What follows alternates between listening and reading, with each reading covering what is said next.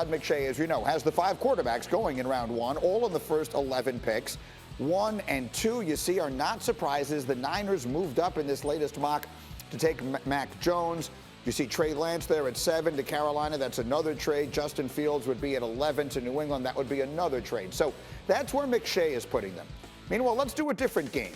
I'm going to give you a quarterback. You give me his best fit. Bart Scott, Zach Wilson, what's his fit? Well, for me, a quarterback's best friend is a run game, and a lot we talk about Kyle Shanahan and his run game, but we forget to talk about Arthur Smith and what he's going to be building in Atlanta, and the fact that within that division that Drew Brees is no longer there. Also, Tom Brady will probably be exiting when you get from behind Matty Ice. You have opportunity to only compete against maybe Teddy Bridgewater within the division. You think about throwing a Julio Jones, Calvin Ridley, Hayden Hurst. I think that's a great spot for him. Graziano, how about Justin Fields? I like him in New England, right? With Belichick, it's always about value. And if Justin Fields really ends up being the 5th quarterback taken in this draft, I think the Patriots would be getting a good value. His talent is unmistakable.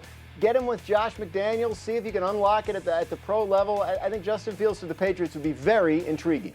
And then Jeff Saturday, how about Mac Jones?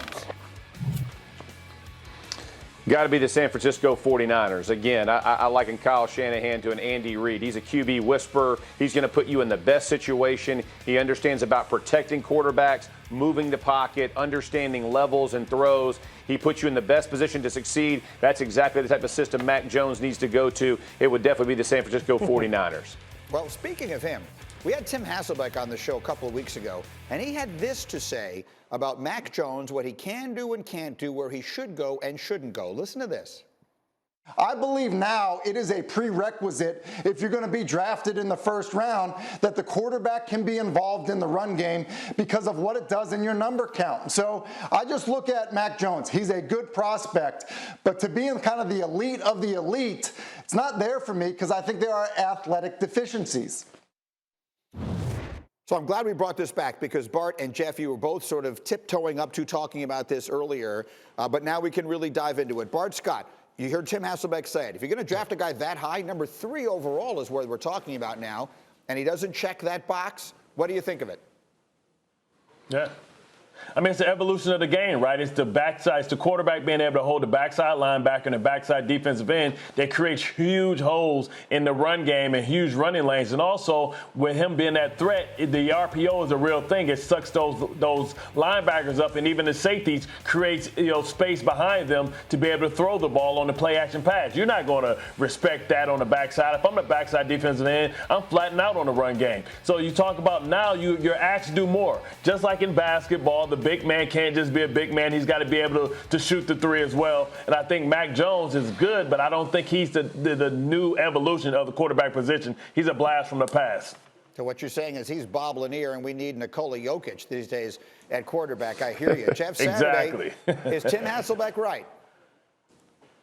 No, listen, I disagree with both these guys. We literally saw 2 months ago a statue win the Super Bowl. I mean, how quickly do we forget, right? The greatest that we just watched Tom Brady, who has been athletically deficient for 20 years. All I'm saying is it is still possible to win with a pocket passer. It's development of a quarterback. Do I understand? Here's the other thing, Bart, no one wants to talk about. With running quarterbacks, your risk of injury still is increased. Do I like it? Absolutely, I like it. Do I think it presents number issues for defenses? For sure. Playing on 11-11 is much better. But when your 11th is hurt and now you're bringing in the backup guy, it changes the dynamic of your football team as well. So do I agree that it is definitely a benefit to have that? I don't think it is an honest prerequisite to have only an athletic quarterback. I think there's a number of different ways to win in the NFL. It has been proven time and time again. Guys can win in different ways. It's whichever guy gets coached and developed best. I think it's an unfair expectation that everybody's going to look exactly the same and win in the NFL. That's just not how it happens. That's fair. But Bart, I'll pick it up for you because if I could push back on that, Jeff, Tim Hasselbeck wasn't saying you can't win that way.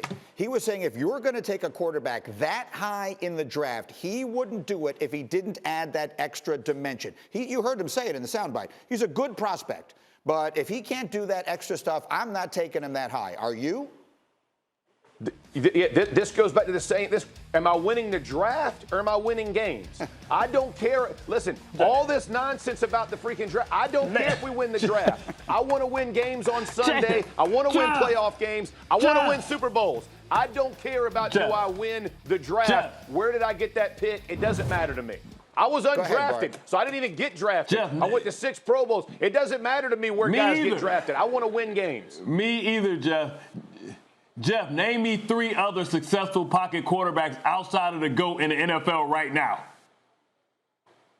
My point exactly. I get it. You can't I get win the evolution. I get it. No, listen to me. I understand. It's a copycat league, Bart. Everybody wants to copy everybody. That's what, because everybody's scared to go outside the box. You know what happened when everybody went air raid and everybody went spread? Bill Belichick went 2 tight ends and a fullback. Still won Super Bowls. As you continue to tell me about what everybody else does, I don't care what everybody else does. I want to know how I can develop my players and win with my team, not what everybody else thinks. So when you tell me, absolutely everybody's evolved to a different style. That does not mean you can't win with it, and you shouldn't draft the guy that helps you in that spot.